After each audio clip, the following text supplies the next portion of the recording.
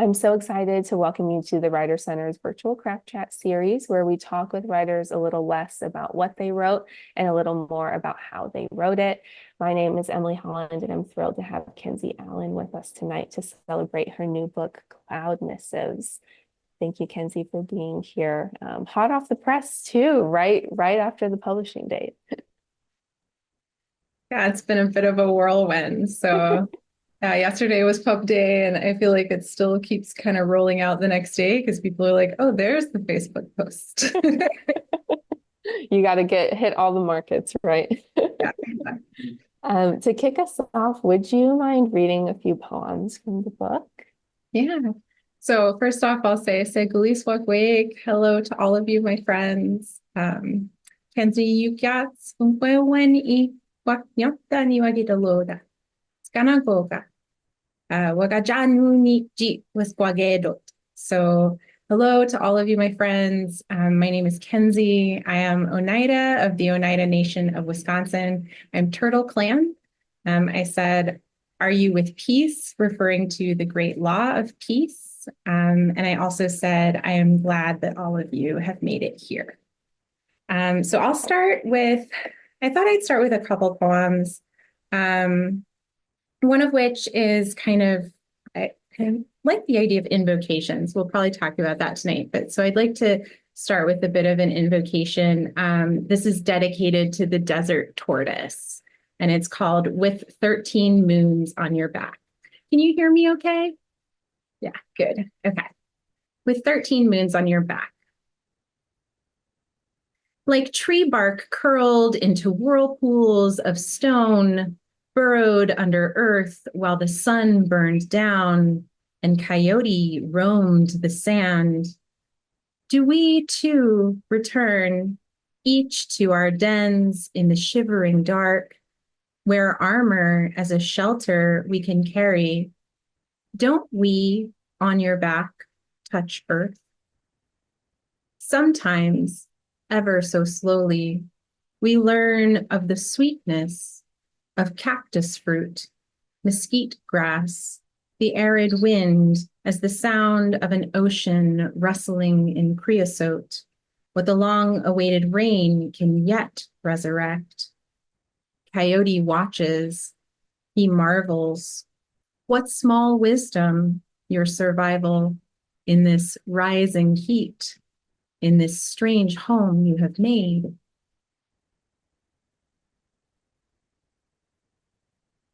And then I'll read one from the central section of the book, the manifest section, and it's called In Which I Become Tiger Lily.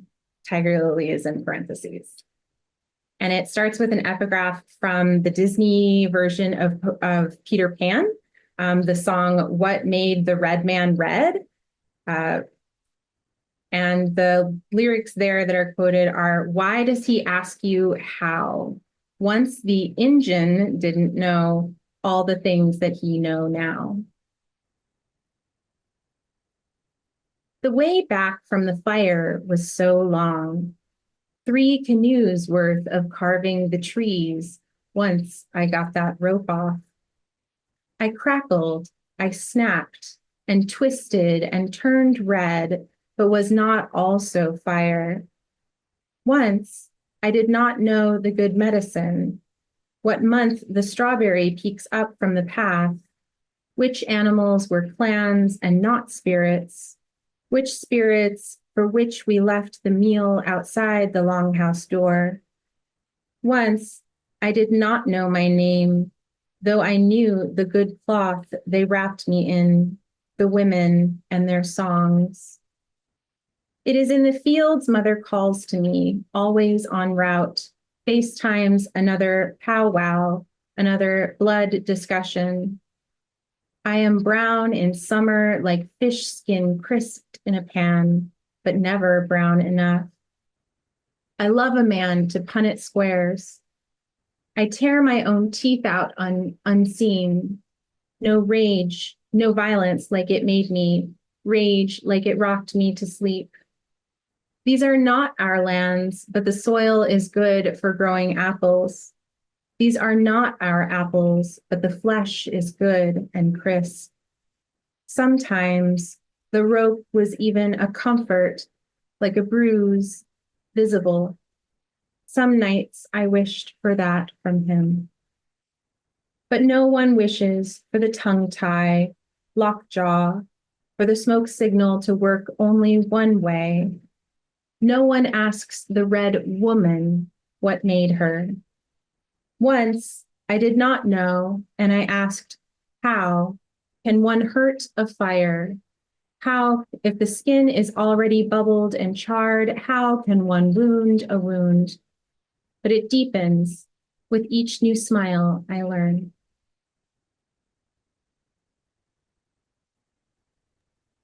Thank you so much, Kenzie, for those poems. I feel like we can kind of sit with them for a second. I feel that I have some new questions that I might throw into the mix too after hearing them out loud, which I think is always a joy with poetry as well. So thank you. Before we get into really the questions, can you tell us a little bit about who you are and maybe how you came to poetry? Well, I got asked by Tin House recently for one of their little interviews, like, what was my favorite book as a child? And I realized I hadn't ever thought about that and I hadn't ever answered that question. And then when I finally did, it was The Sign of the Seahorse by Grim Bass. And I realized, oh my gosh, that's a book that's in verse. And so maybe that's where loving poetry and loving verse actually began. But as with most things, I wrote a lot of really bad poems in high school. And then I decided to be more serious about it in college and wrote some more really, really bad poems.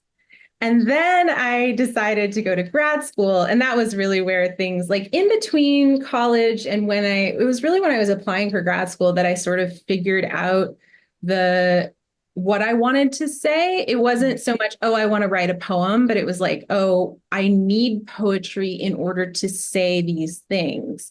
And that's really where it kind of shifted for me. So that's where I became a poet. But I'm also Oneida. I'm a first generation descendant. So my mother is an enrolled tribal member, and I was brought up to understand how storytelling is a part of that tradition. And we're Turtle Clan, and the Turtle Clan are oftentimes thought of as the storytellers and the earth keepers. And I've grown up a little bit all over the place. So I also write a lot about landscapes in my work. Yeah. Oh, that's wonderful. I can see all of those influences sort of coming in to the book itself. And as someone who moved recently and re-encountered my bad college poetry, I strongly identify with that. I was like, okay, these can stay in the box. Oh, and I guess I should mention I was an anthropology major in college, and that ends up influencing the book quite a bit. Anthropology, Yeah. first love. Yeah, no, that's great because I was going to ask about those influences as well. Those sort of fingerprints all over the poems in different ways. And yeah, okay, we're getting so much here, so much to talk about, which is great. So I'll start with our first question, which is sometimes difficult to answer. It's a little bit of kind of forces that microscope back on your own work. And I know the book just came out, so you probably haven't had too many interviews. I know you've done a few and podcasts and such, but what's something that maybe you notice within your work or something that you do, maybe on a conscious or unconscious level, that you haven't really talked about before or haven't really had the opportunity to bring up before? I love this question, and especially that we're doing it at the very beginning, because I have kind of started to answer this question a couple of times, but it always gets cut for time. So now I get to say it. So there's two things that I think about a lot. One of which is music. There's a lot of references to music in this piece. There's a lot of different kinds of music. There's these operatic cadenzas that are mentioned. There's the calls of primates in the trees. Pretty much there's some form of music in almost every poem in here at some point or other. And it makes a lot of sense to me when I think about that aspect of my background. So um, I took voice lessons for a large portion of my life, and I trained in bel canto and operatic singing. And my grandmother was an opera singer of a kind, and she would call me to the piano every night. She would say, "Let's make some music." Mm. And so we would sing together every night, and she's the one who taught me to sing. So I think like it may be more subconscious the way that I engage with music in terms of prosody, but I think it's probably coming out of that tradition and out of that sense of rhythm, that sense of pitch and tone. And then it also relates to my Oneida name, which is Yagot Lanoda, which means she plays music as she goes along. And Oneida is also a very verb-based language. So all of our words have that sort of implicit movement in them, and our names have that movement in them. So that's that aspect of traveling and those landscapes, but it's always taking your music with you the same way that Turtle can take his home with him on his back as he moves through the world. So that's kind of like all mixed up in there. And that also maybe speaks to the other thing that I'm always interested to talk about and see if people notice is like markers of indigeneity within the poems. There's this section in the middle that's manifest, that's of course referring partially to manifest destiny and partially to manifesting the self. But it's much more explicitly dealing with Indigenous issues in that section. But I look at the book and I think, oh, but there are markers of indigeneity in so many of the other poems. And I'm interested to see if people kind of how they feel about that, whether or not they see that happening in the work. One of the things that I didn't realize I was doing until we started editing the book. And I didn't have to fight for this, but I did say, oh, that's the reason I'm doing that is because the editors were super into it, but we were just sort of like, oh, did you mean to use who there to talk about animals instead of that? Did you mean to use a relative pronoun to talk about animals? And then I realized, oh yeah, I do that all the time and I don't even think about it. But I think that's a way of like having internalized this idea of our non-human cousins and our non-human family members, like from plants to animals, the more than human world, and kind of indicating that in even the syntax of the work itself. So there are those kinds of things. There's like mentions of beadwork that comes up. There's the way that time is dealt with in the book. I think there's a lot of those markers that I'm interested to see if people pick up on those outside of the more explicitly Indigenous subject poems, if that makes sense. Yeah. So indigeneity as craft, right? Versus, the textural elements of the subject matter. Yeah, no, I really love that. And I definitely noticed that kind of movement of time that you just mentioned. And I think we can talk about that too a little bit later as well, this idea of going on and what that means. And it's really funny that you brought up music too, because after I send the questions, I always go back and my note to myself was ask about music. So maybe we can start talking a little bit more about the music, especially since we got to hear some of the poems out loud. And there are some wonderfully sonic moments within the imagery and sort of the movements, but also within the echoes that appear throughout maybe poems themselves, but across the collection. So I wondered if you could maybe talk just a little bit about how you work to incorporate that music. Does it come, in early drafts? Does it come in revision steps? What does that look like for you? I think it's some of both.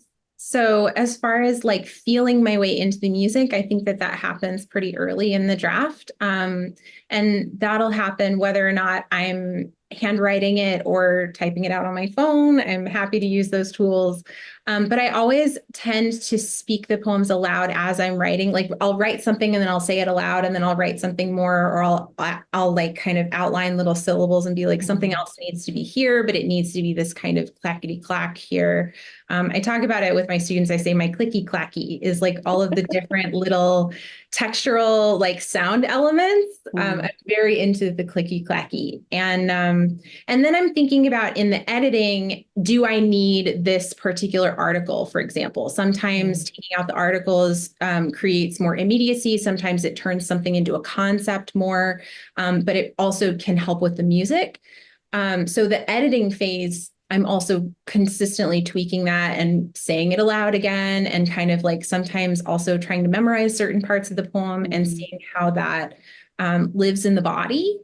Because just like in music, we talk about your body is your instrument in singing, your body is your instrument in writing, and in poetry particularly, and where the breath lives is a very important part of the poem. So I'm thinking about that as well in certain areas where I want there to be a breathlessness. I want there to be a kind of like build up or a crescendo of not just the height of the voice, but also the beats, like a crescendo in the beats, if that makes sense, where it gets quicker and quicker and quicker. And then where it drops off. Or there's one poem in the book that's repatriation, and there's a section in there with a repeat of the word piled over and over again. And when I originally wrote that, I had just piled, piled, piled, piled. But once you read it aloud enough times, you develop a sort of rhythm that you read that stuff in. And I would get louder as I would go along, because you have to have some differentiation between it, or the word loses all meaning after a while. That's somewhat the point of it as well, is that you lose track of the meaning. But it would go piled, piled, piled, piled. And so how do we then, when we were editing the book, how do we represent that on the page? Well, we started to use things like small caps, italics, all caps, M dashes, that kind of thing. And that was not the way that I formatted it when I first sent it out and had it published the first time in a journal. But when we did it on the page here, I kind of wanted to indicate that music a little bit more. So those are kind of, it's like every stage of the process has some consideration of those elements of music. I'm only just now starting to play with like rote prosody, if you will, and like I've even written out drafts where I've like written like large letter A, small letter A to indicate stressed and unstressed. And I didn't realize I was doing that until I like, because I knew it needed to be this kind of beat. And then I realized, oh no, this is like advanced prosody. Like when did I start doing this? Because I hated this when we were learning it in school.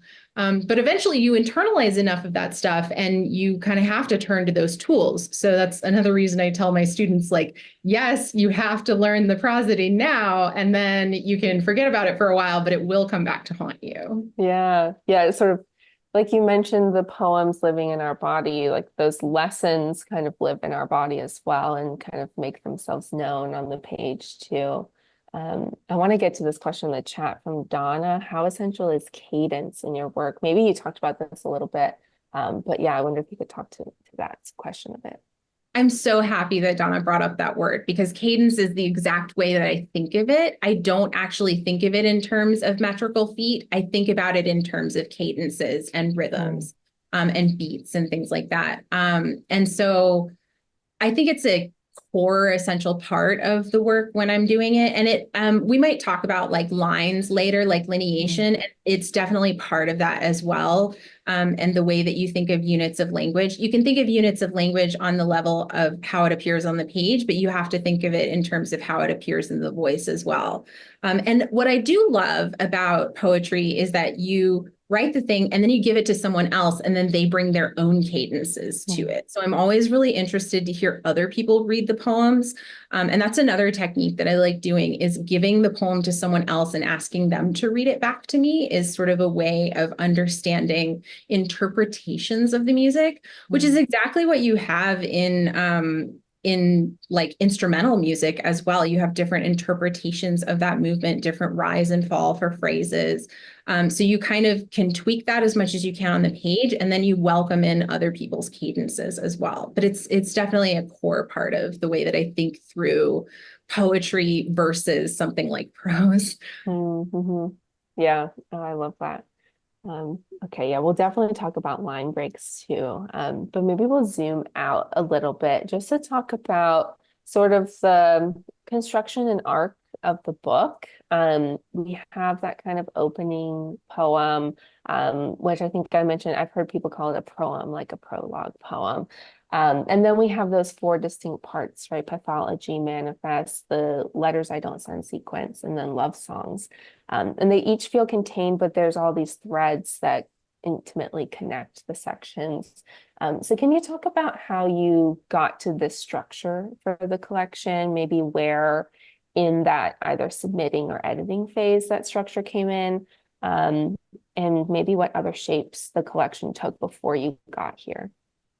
This was a great thing to be thinking about recently. I really appreciated like the opportunity to think about this because I thought that that structure had come in like really early on. Like I was thinking, oh, I did that during my MFA. I did not. I looked back at the drafts and I saw the drafts during my MFA and I was like, oh, there were just four numbered sections. And I could not tell you, looking back at it, I could not tell you heads or tails of like what those were doing. Like, what were they doing? Like, no wonder they were just numbers on them. I don't think it made sense to me at the time. And then I realized like about 2017, like I was done with my MFA. I had kind of moved on from that. I gave the work a little bit of time to sit in a drawer for a while. Then I came back to it and I started sending it out to presses and contests, and which is like the only way I get anything done is if I have a deadline. And I started putting it together. I always put the poems, I print out the poems and I put them on the wall. Like the wall is covered in poems and I call it my poetry. They call it in movies a murder board, like where you have all the pictures on the wall and you have like the colored string and the Post-it notes and stuff. And like you look like like you look like you would be concerning to people walking by, which is the unfortunate fact of the house I live in right now is that you can see the wall that I use from the street. So people walking by are thinking, what is going on here? This is so scary. And like, or my colleagues would come over and be like, so explain. And, but seeing the poems on the wall lets them live next to each other or doing it on the floor and lets them live next to each other, lets you see how they speak to each other. You can move them around very easily. You can see where the gaps are in the collection. And I realized like I did want there to be that kind of 3-act structure. I wanted some kind of arc to be happening. So originally it was 3 sections that I started with. And I don't use the string, I just use the Post-it notes. But I was like, okay, so here's the different sections. And if I gave them a title, that means that there's also a concept for the section, as opposed to that numbered business I was up to before. So the original titles, I think I want to say they were Manifest was always one of them. Missives was the other section, but I did not know that light pollution was going to be in this collection. I didn't know that the title was going to be Cloud Missives. I think I'm just obsessed with the word missives, and so it happens to show up in my work a lot. And then the third one was Pantheon. And those are interesting concepts, but I think it was good that it evolved after a while. And so Manifest was not about Indigenous issues at the time. It was more about that manifestation of the self. And then it very naturally sort of progressed into what it is now. Missives became more of a section that talked about different letters, not just the letters I don't send, but also letters to a dear friend of mine, a dear female friend of mine, and talking about like, so those were interspersed. So I had the letters to my friend Meredith that were talking about, or to the speaker's friend Meredith, that was talking about like the patriarchy and kind of how to be a young woman in the world and the nature of female friendship. And then I had the letters I don't send to that figure of violence, of the intimate violent relationship, interspersed. So there was an interesting structure there. But the book was way too long, right? It was way too long. It's a massive unpublishable mess. So I ended up taking out the Meredith poems at some point later on. And then I really like this idea of a long sequence as a section. I'd seen that in other books before. And I also really liked the idea of these poems being read as a set together, because when I sent them out for publishing, they were all individual. It was really more of a series than a sequence.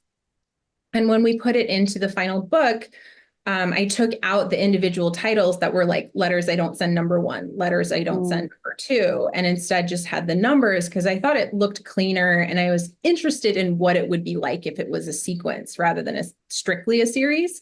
So now it's something in between. And I really thought that love songs was part of it from very early on because it feels so much like a heart to the book. But that actually came in almost toward the end. And then I had to fill out that section with more love songs. So as I figured out the structure, then I started to see what the gaps were. And I started to see what the actual sort of thematic and narrative arc was for each of those sections. But it took all that time for me to figure that out. And I feel like I learned a lot about the book while I was editing it. And even now I'm learning about the book. So like, let things be a little bit of a mystery to you because you just have to make peace with that. And you'll learn a lot about it from how other people read it. Yeah.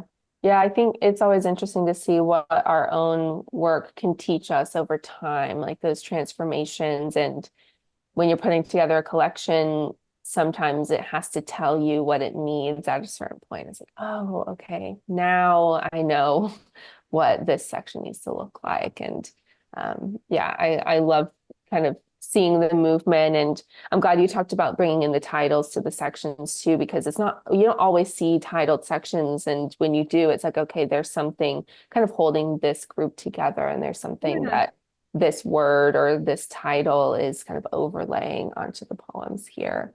Yeah, there's like the earlier version of love songs, they weren't all strictly like what you'd think of when you think of love songs. Some of them were very angry poems. And I was like, but what happens when I say to you, now read this as a love song? So including it in that section was a kind of like weird, like move that I was making. That didn't, I think in general, they kind of like make more sense as love songs now. But there is a version of a book that comes after this that also has this same structure, also has a final section of love songs. And I'm still playing with that idea of the anti-love song. Yeah. Oh, I love that anti-love song. It's great. I wanted to look, there's some questions in the chat. Diana was asking about another manuscript, Wampum. I love that wampum, like people know what that is. It has a presence. Yeah, so the question is, was that part of this book or is it going to be separate? And maybe we can talk about, you mentioned sort of time away from this manuscript, so maybe we can talk about the timing of sort of your creative endeavors for these poems too. Oh, yeah.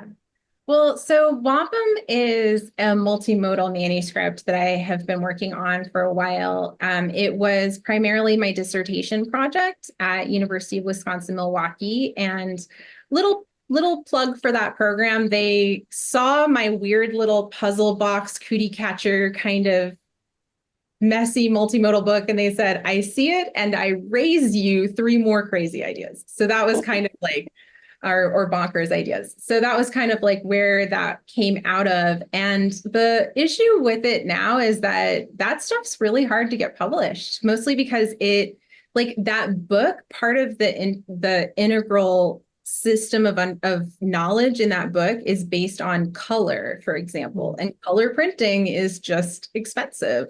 And it's hard to get that investment in it, or you have to find a press that like really does that kind of thing.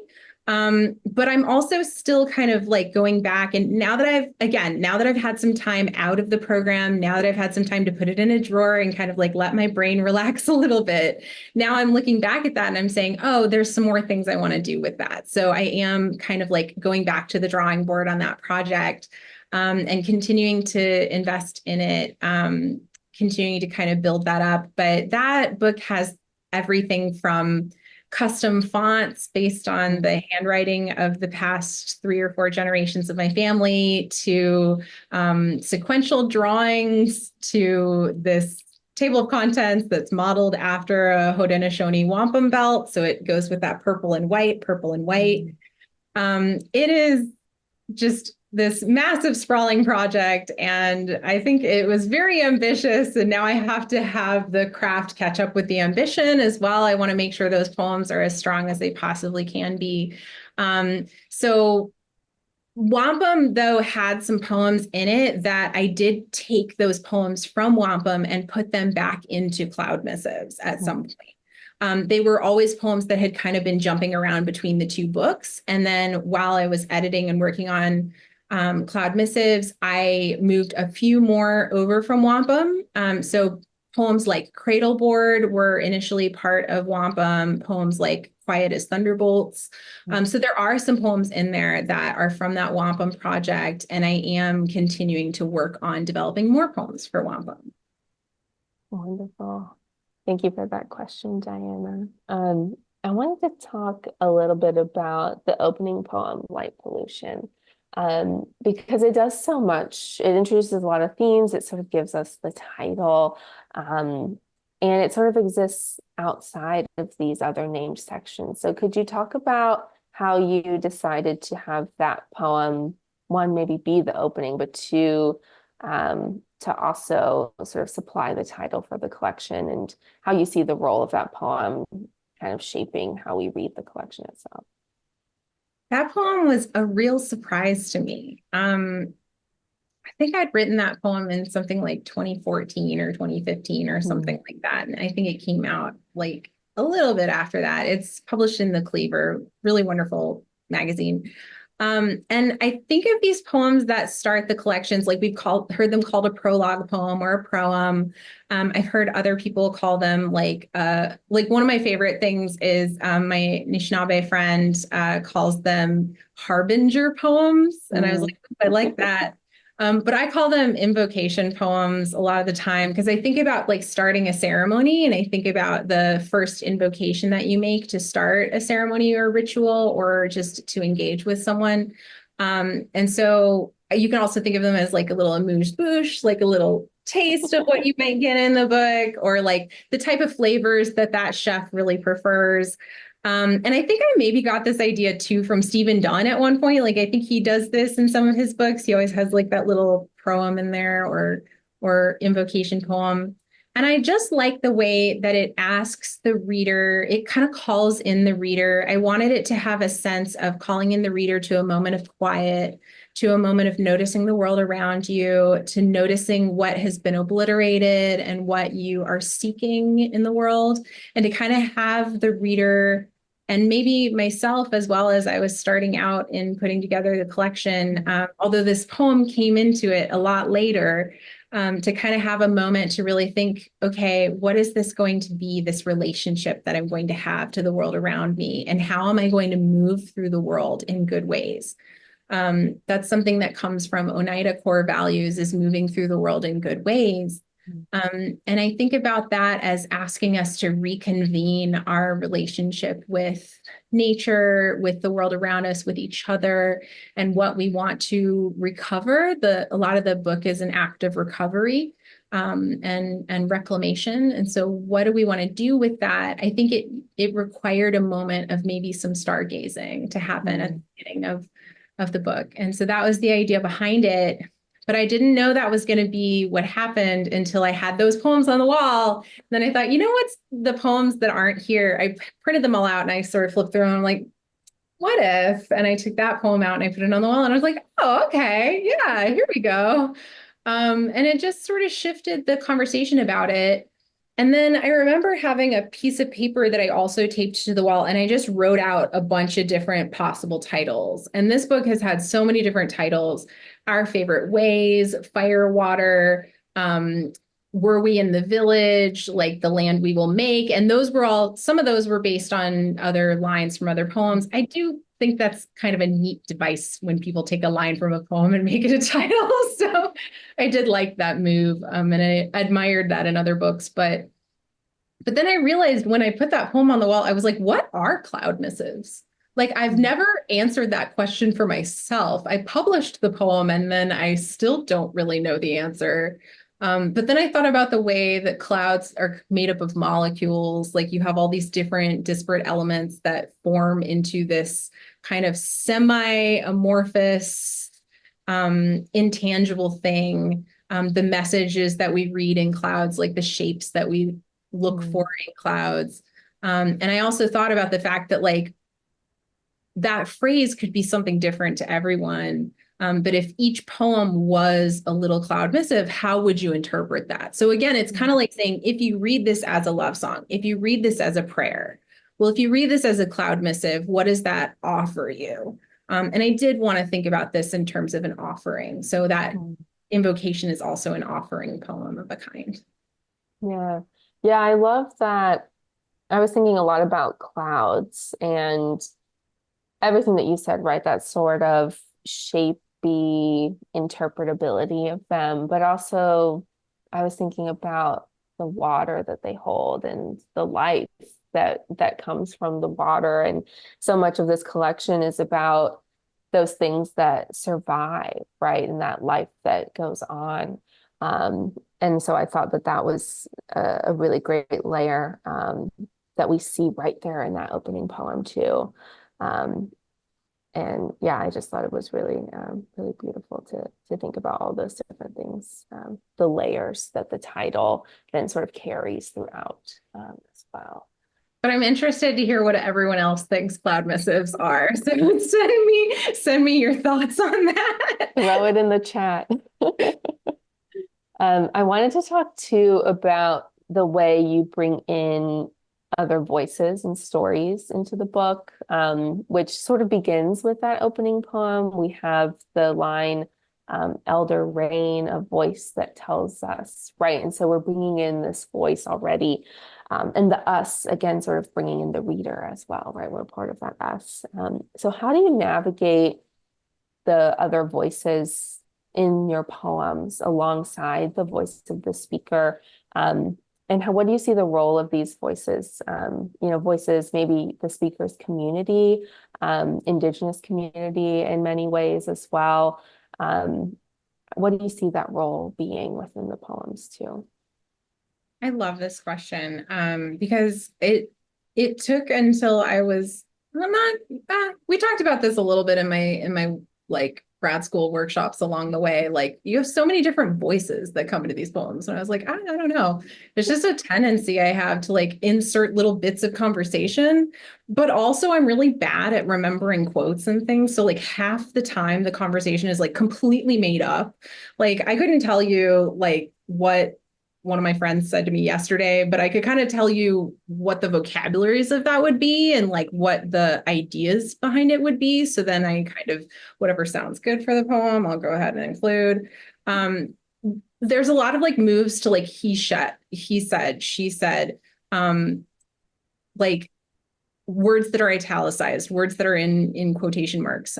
So there's a lot of inserted conversation in my work, whether that's real or imagined sources. And I've heard one of my other projects, the Wampum Project, actually called communal oratorio of a kind. So I love that because it's a musical term, right? Oratorio. But the idea that it is involving a whole network of people. I think about that too, in terms of like, I always ask, like, where are we in this poem? Like, what's the room that we're in? And we can paint the room that we're in by talking about the setting, et cetera, but we could also paint our relationships that we have in the room. And we can do that through the conversations that we have. So indicating those communal relationships, I think, are really important, and indicating like the way we take in information and the way we communicate information.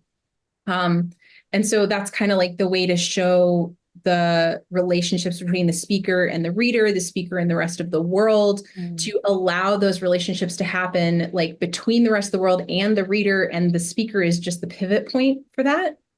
But I also format them in really different ways. I realized once we started editing the book, because again, I didn't have to defend this because people were just interested in it, but I did have to say like, wait, no, we need to I did have to limit the number of times I was doing it a little bit, because I would do things like italicized, quotation marks, sometimes nothing at all, like free and direct discourse. Sometimes there would be em dashes, sometimes it would just jump across the page. And it was just like all of my different ways of rendering speech or reported speech or fake textbook entries that I would just come up with, because I didn't have a real source for that. But I was like, this is kind of the language that we're dealing with. This is the vocabularies.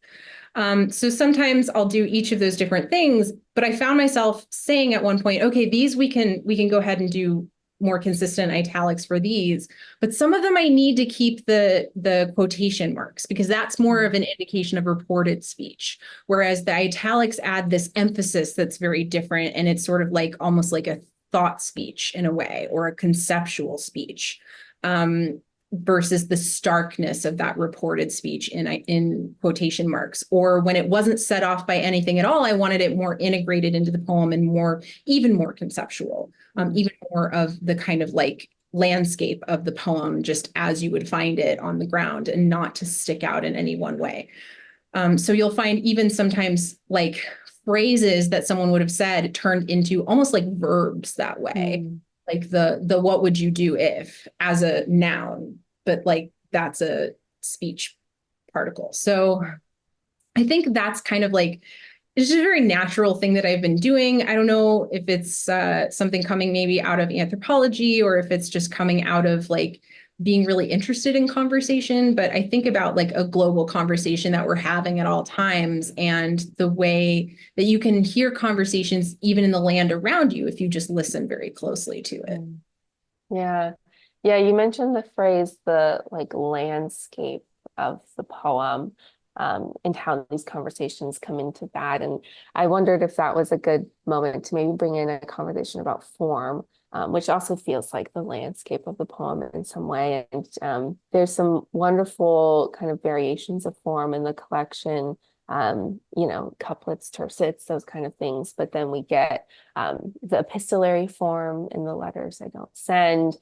There's a contrapuntal in here, which is really fun. And then you also mentioned the imagined sort of sources, which I think of as another kind of formal device, right? It's opening something up. So could you talk about your relationship to form, and then how you sort of navigated playing with form in different ways for the collection?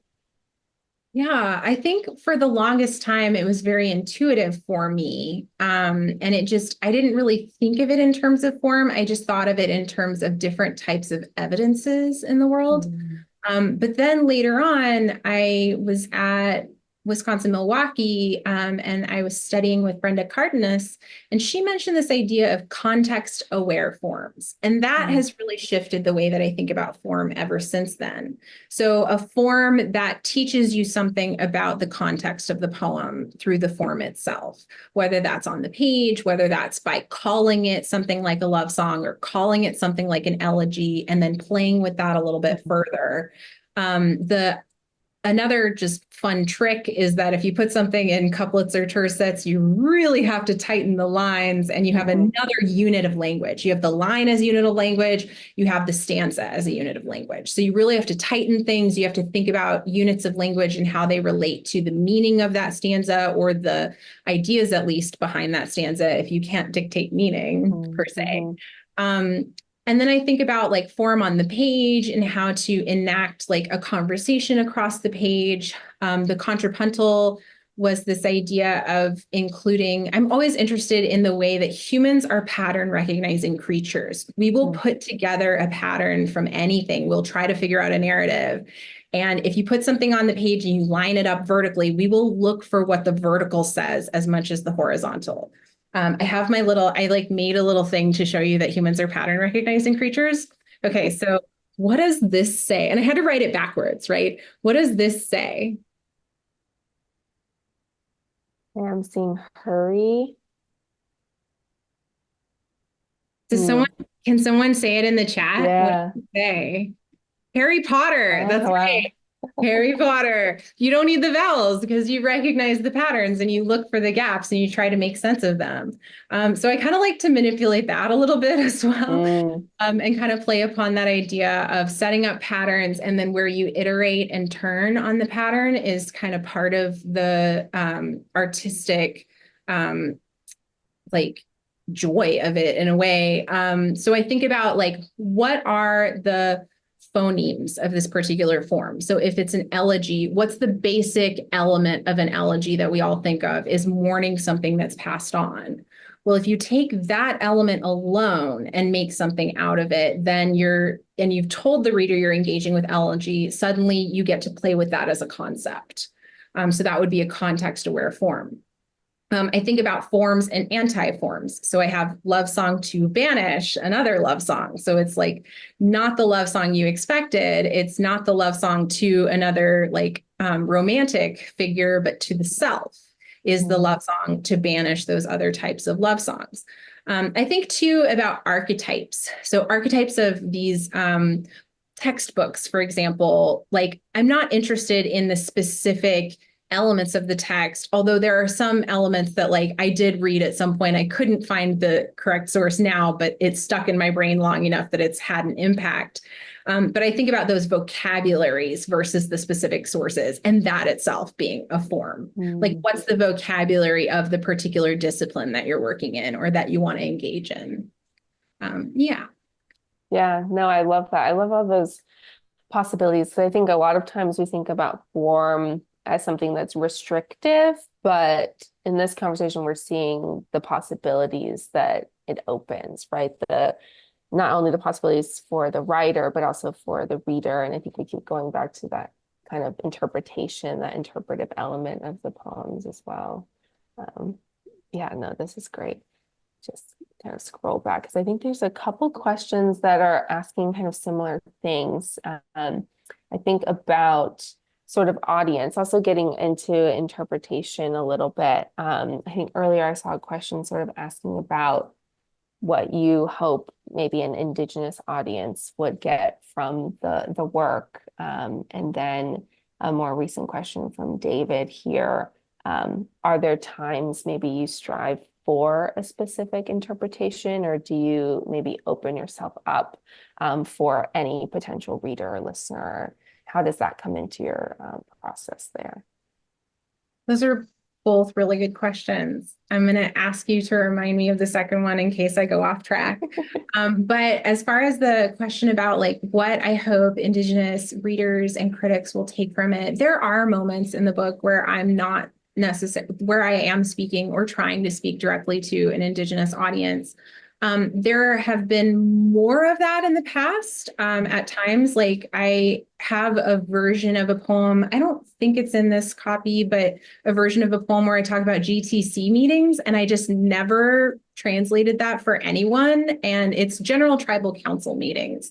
And if you, or IHS, for example, like Indian Health Services, like if you are engaging with tribal communities, like you know, and you have an instant association with those phrases and you're like, okay.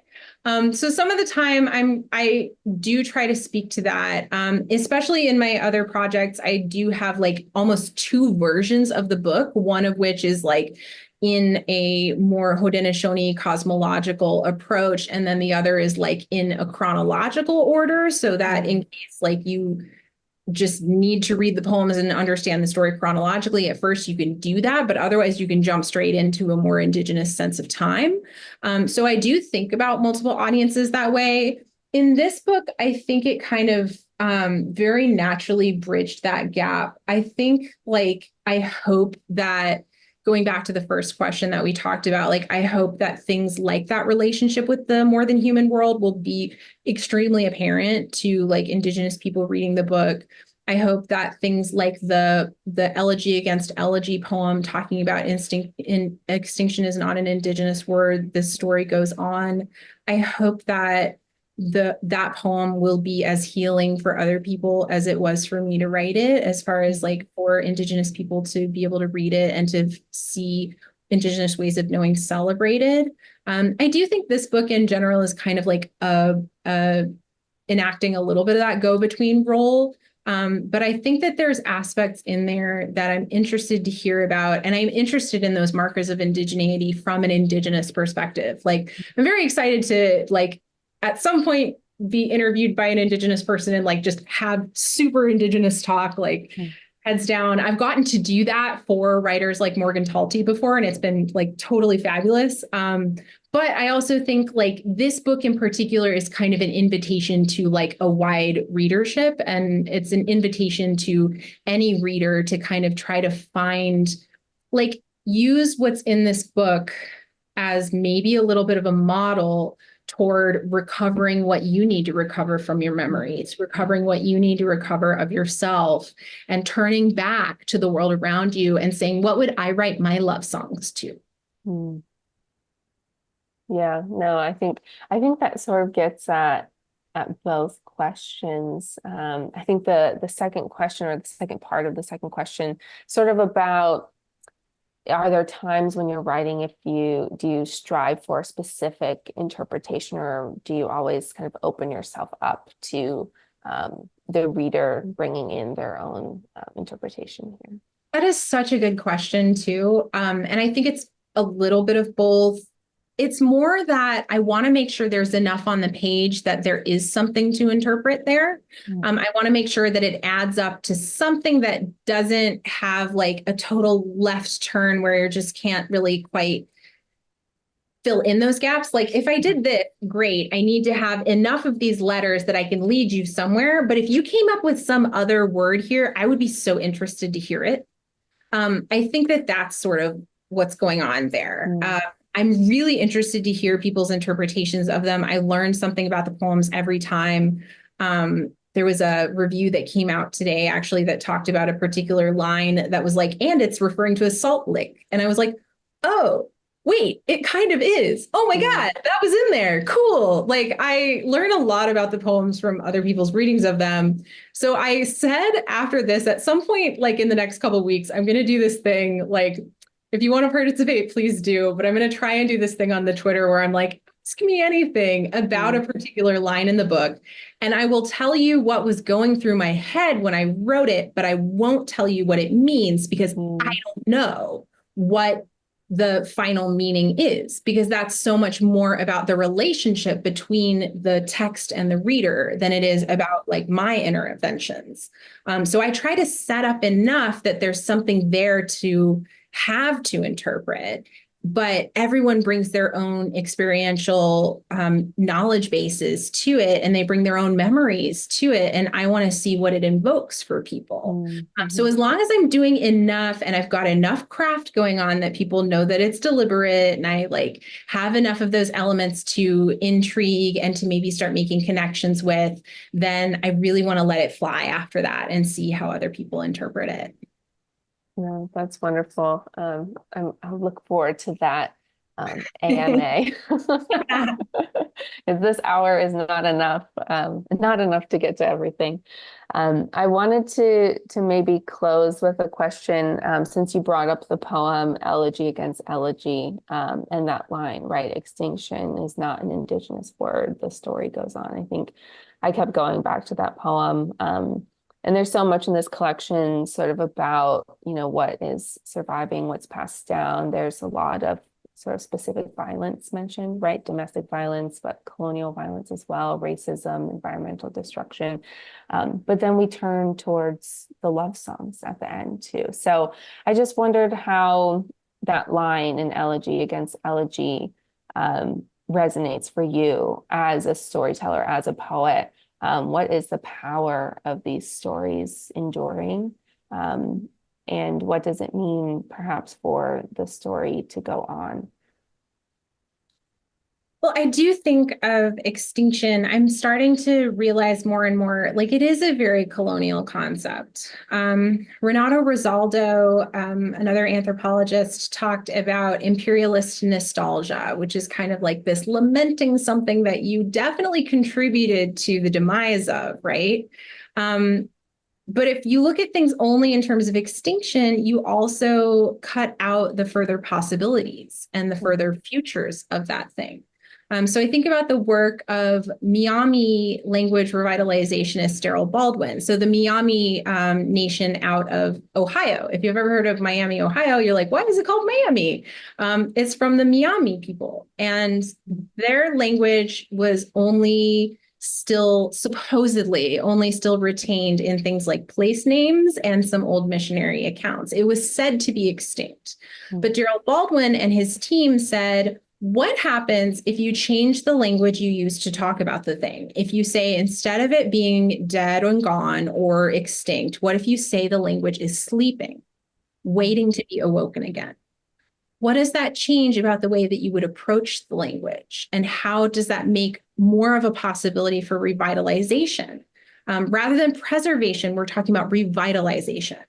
So that's what the team decided to focus on. And they actually managed to do that revitalization. And Baldwin's children are some of the first generation in so long to be speaking it in the home as children. So what's possible is defined by the way that we talk about the thing a lot of the time. So what if you say about your own generational histories or your own cultural inheritances, it's not lost, it's just waiting for you to find it again. Doesn't that make you want to go after it even further? I also think about it would be colonialism's greatest achievement to say that Indigenous people are dead and gone, or to say that Indigenous ways of knowing are dead and gone. It would be domestic violence's greatest achievement to silence its victims. But if we're interested in futurisms, if we're interested in moving from that language of deficit, especially about Indigenous peoples, especially about people who are bowled over by that power differential, and we move from that language of deficit into the language of revitalization, into the language of futurisms, what does that change for our possibilities? And what does that change for like the joy and excitement we can feel in ourselves? So that was the kind of idea too behind going into the recovery act of pathology, moving through the manifestation of the self and the confrontation of colonialism in Manifest, reclaiming one's power after one has been called so many different names, including femme fatale, in the letters I don't send, and then turning to reminding yourself of your relationship with the world around you and the things to love about yourself and the world around you as an act of healing and an act of reclamation in the end. Wonderful. No, thank you for speaking on that. I'm sadly checking the clock because these hours always go by so quickly. Maybe just one parting question to wrap us up here, just about craft. If you have a go-to sort of craft piece of advice or maybe craft nugget to share with us here. Yeah. Okay, so I talked about humans as pattern recognizing creatures. Lean into that. Figure out where the gaps are and how you'll set those up, and allow some of the gaps to remain, because the human brain will try to put something together. List making and free writing are my go-to low stakes strategies. There's no such thing as writer's block. There's just a need to pivot. So change to list making and give your brain a break from trying to just compose directly into poetry or prose. Practice that craft of observation. So carry that notebook around. Try splitting the notebook down the page if you're doing research work, and do on one side your research and on the other side your own personal engagement with it or your reactions to your research. And write down 3 things that you would have forgotten each day if you didn't write them down. And then there's this sort of idea of layering and juxtaposition. If you keep track of your obsessions, if you keep a list of them, I call it my to be concerned regardings list. These are all the things I'm super concerned about. These are all my haunting obsessions. And I keep track of that every season. And then I can take something on that list and like write another concept. Like maybe it's like automobile mechanics or insects, and then I can juxtapose it with one of those major themes that I'm interested in, like reclamation or like climate change, and I can sort of layer those things together. It's an easy way to produce a poem. Wonderful.